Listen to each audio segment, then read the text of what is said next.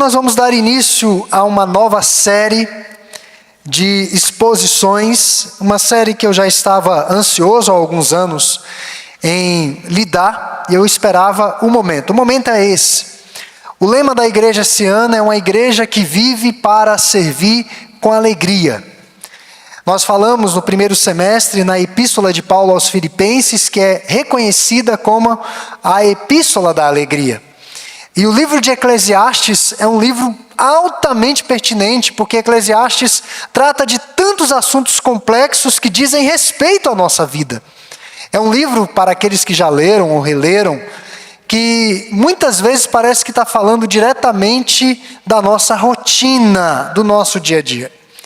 E esse livro, dentre tantos assuntos, evoca sobre o sentido da vida. E isso está diretamente associado com o serviço, com a alegria. Nós encontramos muitas vezes o contentamento aí também. Então a proposta é essa, nós estudarmos, lermos, meditarmos no livro de Eclesiastes. Eu não sei exatamente quantos domingos serão. Hoje serão apenas 2 versículos, o preâmbulo do escrito. Eu peço que você abra em Eclesiastes. Fica aí depois do livro de Provérbios. Provérbios fica próximo ao livro dos Salmos. Depois do livro dos Salmos, Provérbios, Eclesiastes. Para quem não abre há muito tempo, eu peço, pelo amor de Deus, não vá abrir no Novo Testamento. Não me faça passar vergonha. Isso acontece. Então, é no Antigo Testamento, após o livro de Salmos e Provérbios. Os irmãos vão se deparar com o livro de Eclesiastes. No capítulo 1, o preâmbulo, versos 1 e 2. Vamos ler juntos? Diz assim: palavra do pregador, filho de Davi, rei de Jerusalém, vaidade de vaidades. Diz o pregador, vaidade de vaidades. Tudo é vaidade. Pode passar para a próxima tela, por favor. Meus irmãos, o livro de Eclesiastes é um livro muito difícil de ser compreendido, porque é um livro que tem muitos mistérios, e um livro que muitas vezes nos confronta. E é um livro negligenciado por boa parte dos cristãos. Os cristãos não têm muito prazer de visitar esse livro. Há pessoas que olham para o livro de Eclesiastes como um livro sombrio, pessimista, um tanto quanto pessimista em relação à vida. Há um grupo de cristãos que chega até mesmo questionar se o livro de Eclesiastes é canônico, é inspirado, porque muito do que está ali aparentemente contradiz o restante da Escritura. Os irmãos estão percebendo no que nós estamos entrando aqui? Então, um antigo rabino, mestre judaico, expressou sobre Eclesiastes: ah, Salomão, onde está a tua sabedoria? Suas palavras contradizem não só as palavras de seu pai, Davi, elas contradizem até a si mesmas, no próprio escrito. Então é um livro difícil, não é um livro fácil, mas é um livro extremamente atual. É impressionante isso. Os irmãos vão perceber, à medida que nós formos meditando no livro de Eclesiastes, como esse livro é atual. O reverendo John Piper, que é um pastor norte-americano destacado, um pastor batista reformado da atualidade, ele disse o seguinte sobre o livro de Eclesiastes: se você quiser saber o que está acontecendo nesses dias, está tudo bem ali no livro de Eclesiastes. Você quer saber o que está acontecendo no mundo? Você quer saber as razões do sofrimento? Está no livro de Eclesiastes. Piper realmente está coberto de razão. Se desejamos compreender o que está ocorrendo nos nossos dias, ou se tivermos dificuldade, e eu penso que não sou o único nisso, não estou sozinho nisso, mas se quisermos compreender, entender entender essa dificuldade de entender os porquês de Deus, o porquê de um Criador poderoso e bom, rico em misericórdia, permitir o mal ou a presença do mal na terra e muitas vezes como encontrar a solução para as inconsistências da vida. Muitas pessoas em face do sofrimento extremo dizem: o que eu fiz para merecer isso? Eu servi a Deus com alegria, eu servi a Deus com entusiasmo, eu servi a Deus com todas as minhas forças. E parece que Deus pagou o bem com o mal. Eclesiastes lida com essas questões. Achamos muitas respostas neste escrito. Eclesiastes, irmãos, traduz em palavras as nossas frustrações, as nossas decepções mais profundas e íntimas, os desesperos da nossa própria vida, os nossos medos. No livro tem palavras que são difíceis de serem traduzidas no nosso vernáculo, na língua portuguesa, porque, na verdade, Eclesiastes não lida diretamente com palavras, mas Eclesiastes está tentando expressar sentimentos de decepção, de frustração, de espanto diante das tribulações do mundo. E isso é difícil de exprimir por meio de palavras. Então, qual a sensação que Eclesiastes vai tratar? Qual o enredo geral? É exatamente isso. Um mundo repleto de coisas boas, saborosas, belas, que fazem bem aos sentidos, mas essas coisas não trazem, não propiciam o contentamento pleno e perene. É apenas um contentamento imediato, ele não é duradouro. Eu mal comparo isso a uma boa refeição. Você vai ali, eu gosto muito assim, eu vou fazer uma mexenda aqui, eu gosto muito de pamonha, eu não vou falar o local, né? Gosto muito de pamonha, de empadão, então os irmãos já sabem do local que eu estou falando, eu não vou fazer a mexendagem aqui. Mas amo aquele negócio. Chego lá, gosto domingo, depois do culto, às vezes comer, extremamente calórico, mas é bom demais ao paladar. Mas vejam, irmãos, que aquele prazer dura só um momento da refeição. Se eu tomar esse lanche hoje, amanhã pela manhã eu já amanheço com fome. São coisas prazerosas, mas que não propiciam o contentamento duradouro. Eclesiastes lida com isso. E essa tensão, eu citei um exemplo simples de tomar uma refeição, mas isso permeia tudo que diz respeito à nossa vida.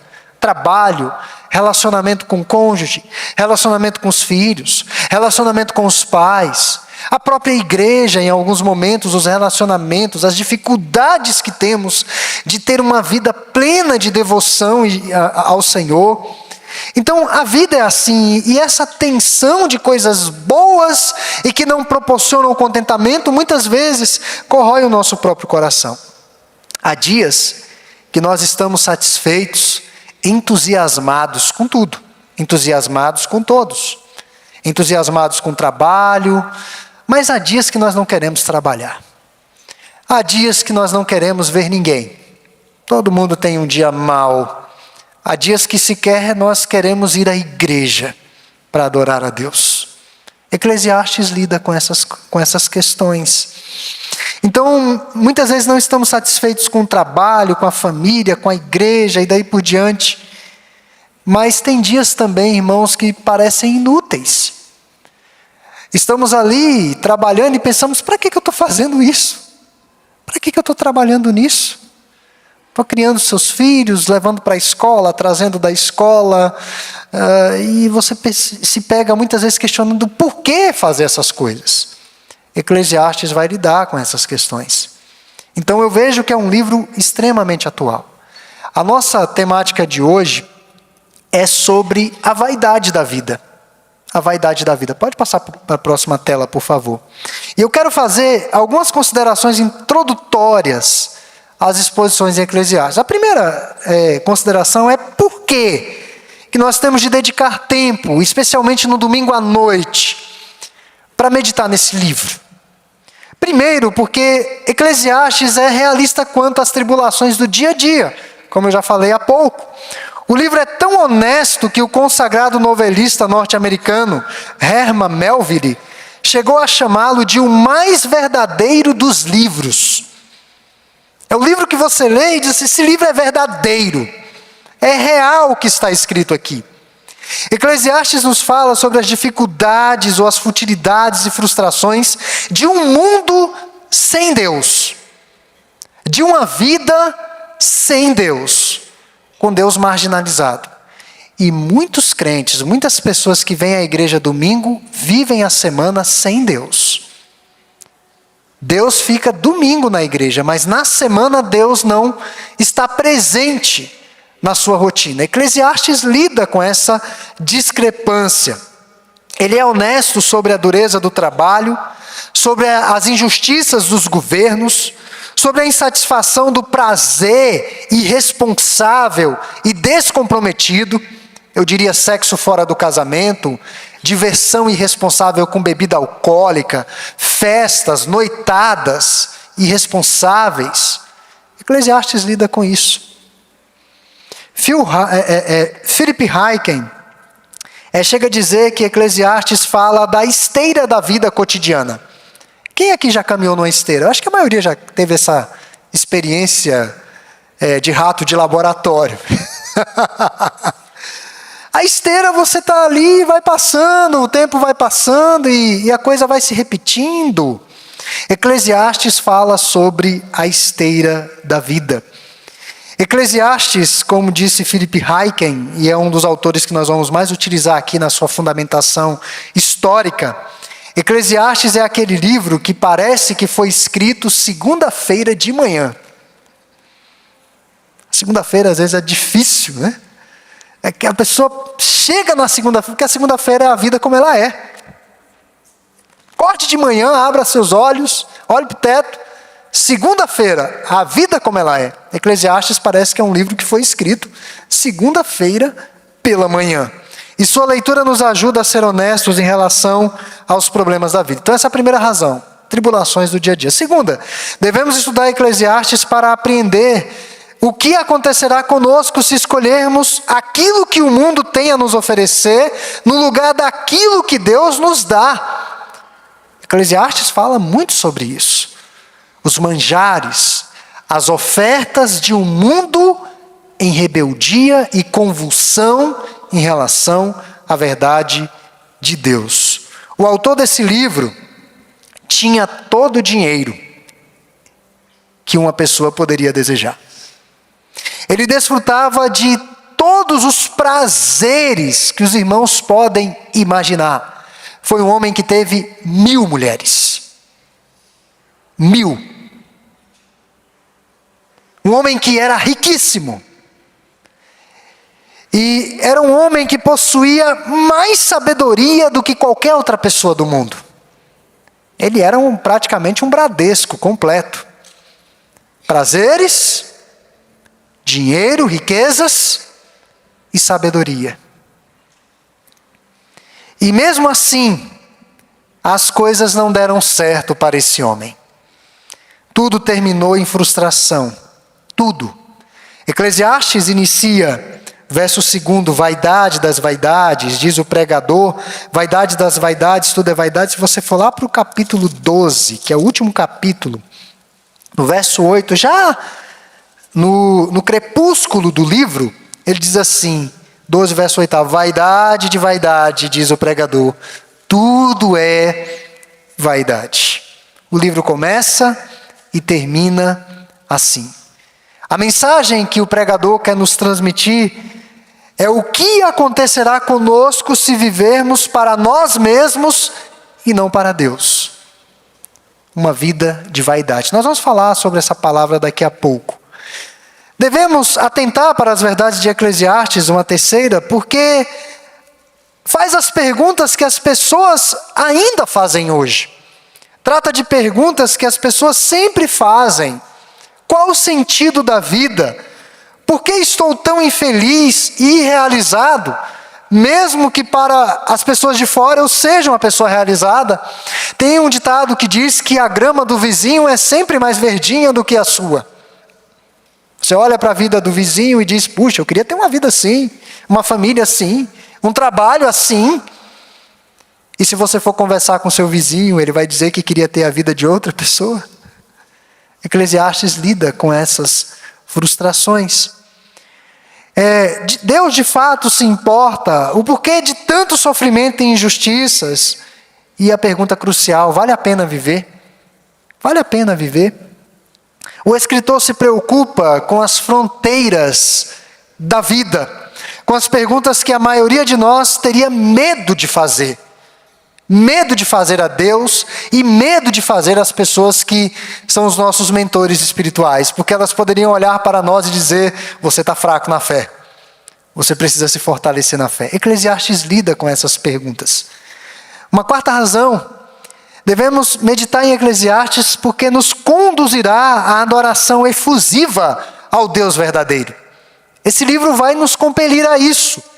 Apesar de decepções tristes, dúvidas céticas e frustrações, Eclesiastes nos instrui acerca de diversas verdades sobre Deus. O livro está recheado de verdades acerca do Senhor.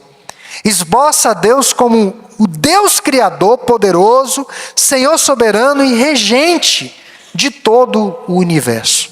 O livro vai falar sobre isso. E por fim, das razões de meditarmos nesse livro, o livro nos ensina como viver para Deus e não para nós mesmos. De uma maneira bem prática, qual a vontade do Senhor para a minha vida. Oferece princípios básicos para que nós possamos construir uma visão de mundo que seja centrada em Deus. Eu não digo apenas na igreja, porque na igreja nós já sabemos que o centro aqui é Deus. Mas Deus no seu casamento, Deus na sua sexualidade, Deus no seu trabalho, Deus no relacionamento com aquele vizinho barulhento e chato. Então, Eclesiastes lida com essas questões. Então, meus irmãos, em síntese, é um escrito voltado para pessoas que buscam sentido para a vida. E eu passo para o próximo slide, uma outra consideração, quem é o escritor do livro? Está bem aí no primeiro versículo. Palavra do pregador, filho de Davi, rei de Jerusalém. Isso acontece comigo, eu acredito que com a maioria das pessoas que tem esse bom hábito de leitura, quando você se depara com uma obra para ler, você sempre se preocupa em quem é o autor. Na teologia, dependendo do autor, mesmo que o título seja ótimo, que instigue já a imaginação, se o autor for um liberal, for alguém não afinado com a nossa teologia, nós nem lemos. Nem lemos. Já descartamos. Porque o autor, saber quem é o autor, já vai nos dar uma noção de por onde aquela obra vai caminhar e possivelmente onde ela vai dar. Isso traz o enriquecimento para a consulta ou para a leitura de qualquer obra. Pregador no hebraico é kohelet. E, como eu disse, são várias expressões que surgem aí que são difíceis de serem interpretadas no português. Então, kohelet, pregador, é muito vago, é colecionador, colecionar, reunir. E muitos intérpretes bíblicos falam de reunião da assembleia. Alguns associam com igreja, eclésia ou eclesia no grego, o que pode ter dado origem ao nome do livro, Eclesiastes. Então tem essa questão semântica e também essa associação de palavras, mas a tradução mais assim, que eu posso dizer, confiável, dentro desse contexto, é alguém que prega sabedoria no ajuntamento do povo de Deus. Essa é a figura do pregador. Alguém que está falando da parte de Deus, sabedoria. E o pregador aqui é identificado como o filho de Davi. Salomão é o único filho imediato de Davi que ascendeu ao trono. É o único. Porque ele fala, filho de Davi, rei de Jerusalém. Davi teve vários filhos. Alguém poderia pensar que era outro filho, mas dentro da ortodoxia cristã, nós cremos que o autor do livro é Deus e o escritor do livro é Salomão. Foi Salomão quem escreveu esse livro. Então, há muitas situações no próprio livro que evocam a vida de Salomão. No verso 16 aí do capítulo 1, ele diz assim: eis que me engrandeci e sobrepujei em sabedoria a todos os que antes de mim existiram em Jerusalém. Quem orou pedindo sabedoria a Deus? Salomão. Ele vai falar das riquezas, ele vai falar do êxito no trabalho. Salomão foi um rei extremamente bem-sucedido. Relações internacionais, os povos, as grandes potências. Nós tivemos recentemente a ida do nosso presidente lá para o norte da América para conversar com o presidente da nação mais poderosa do mundo. Se fosse o Salomão no Brasil, o Trump queria vir aqui.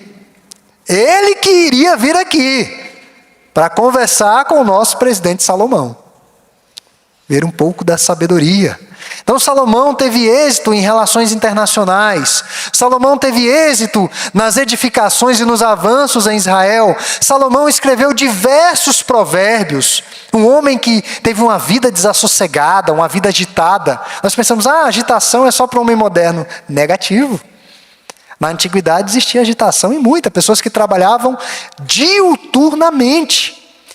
E no fim de sua vida, Salomão se arrependeu dos seus desatinos, dos seus maus caminhos e voltou ao temor apropriado a Deus. Eclesiastes é o conjunto de suas memórias. Eclesiastes é um livro que foi escrito por uma pessoa no fim de sua vida.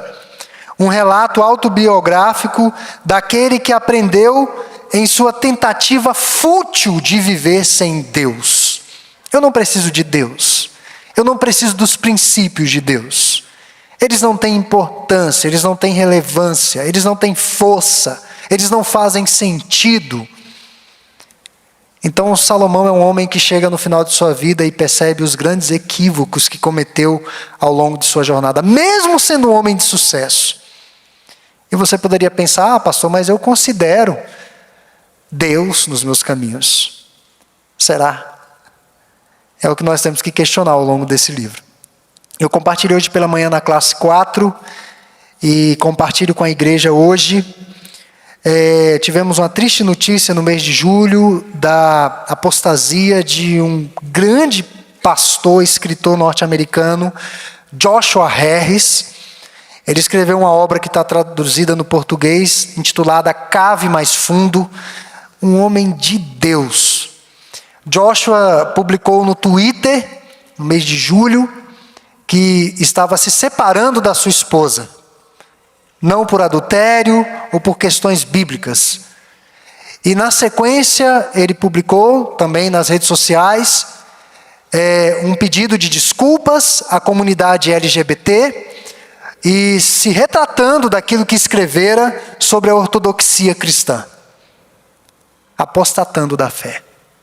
Um pastor com menos de 45 anos.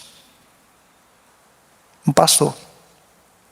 Então nós temos de nos questionar, de fato estamos seguindo aquilo que Deus quer que nós sigamos, da maneira que Ele quer que nós sigamos?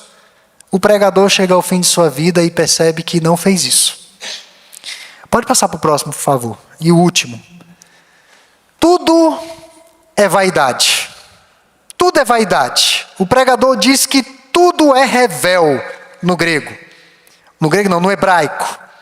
Tudo é revel, vapor. É uma palavra também difícil de ser traduzida. E essa palavra vaidade, ela vai ser recorrente ao longo de todo o escrito.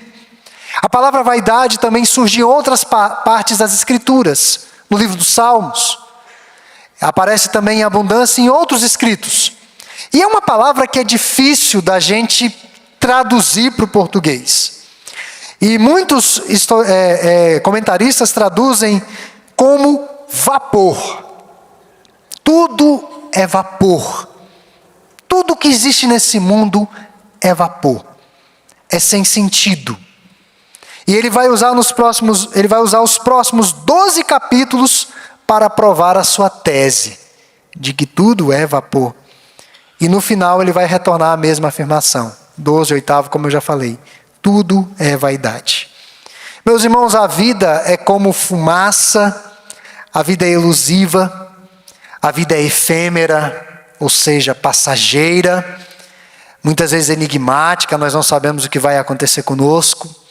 Quando você viveu até aos seus 30 anos, eu vou ser assim bondoso, o tempo passou numa velocidade, mas parece que o tempo está passando mais rápido. Nós já estamos no mês de agosto, daqui a pouco nós vamos estar no alvorecer ou no crepúsculo desse ano. Já vem o Natal, e daí aí começa um outro ano, e a vida vai passando. O tempo passa e nós voamos, como diz o salmista. A vida é transitória, a vida é passageira, a vida tem suas perdas. Não nos conformamos com as perdas, porque quando nos deparamos com as perdas, nós sempre dizemos o seguinte: eu poderia ter desfrutado mais. Poderia ter desfrutado mais. O tempo passou rápido. A vida é assim. A vida possui tão pouca substância que muitas vezes tentamos agarrá-la pelos nossos dedos e ela escapa. E vaidade é achar que vamos agarrar estas coisas como se fossem eternas, mas elas de fato não são eternas. Nós não seremos eternos aqui debaixo do sol. Salmo 39, verso 5, afirma que a vida é um sopro. Um sopro. Invisível, rápido. Tiago, capítulo 1, verso 14, retrata a vida como a neblina, que tem a sua intensidade, mas logo, logo a neblina vai desaparecer. Meus irmãos, a vida é como se você inspirasse e expirasse. Acabou. Isso é a vida. Eclesiastes lida com a vida dessa forma. A vaidade aponta para a frustração e futilidade da existência humana em rebeldia ao seu Criador, achando que será eterna nesse mundo, e não será. Tudo é vazio, sem sentido, inútil e absurdo, sem Deus, sem a perspectiva de Deus. O pregador tentou de tudo para dar sentido à sua vida.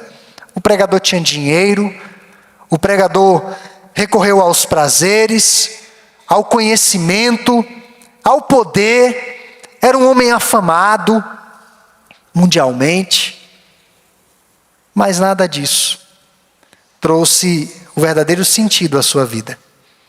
Inclusive, muitos artistas que são afamados têm dificuldades com a fama, porque a fama acaba sendo o grande vilão. Muitos acabam suicidando-se por causa da própria fama.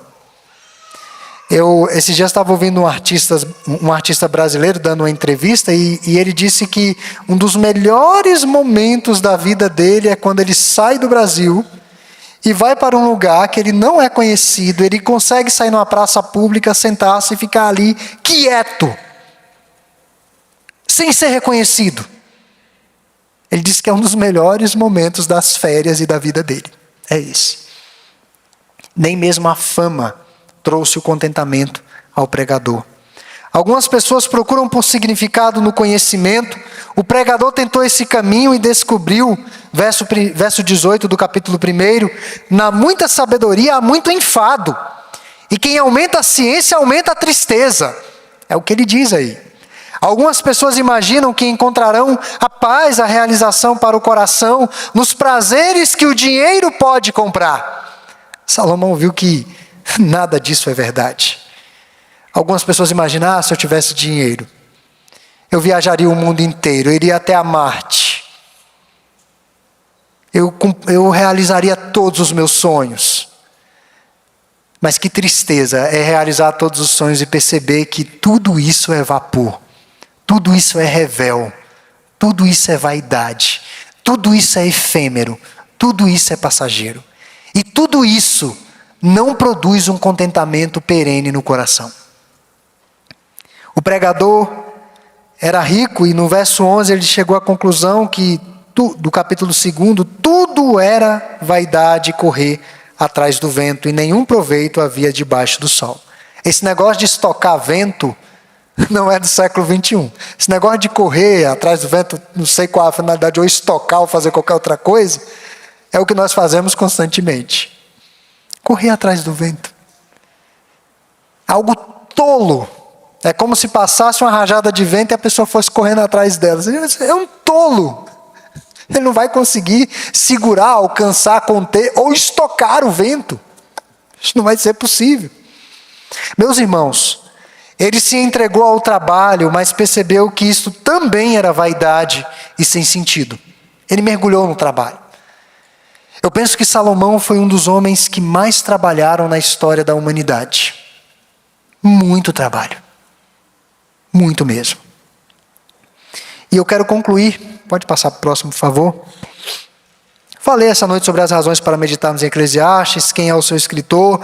A mensagem central dessa noite é que tudo é revel, tudo é vaidade.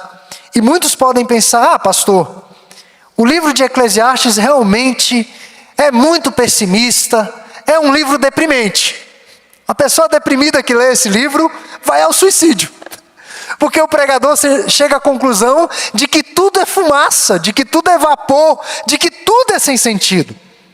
Mas apesar da sua visão honesta e realista a respeito da vida, o pregador acredita em Deus.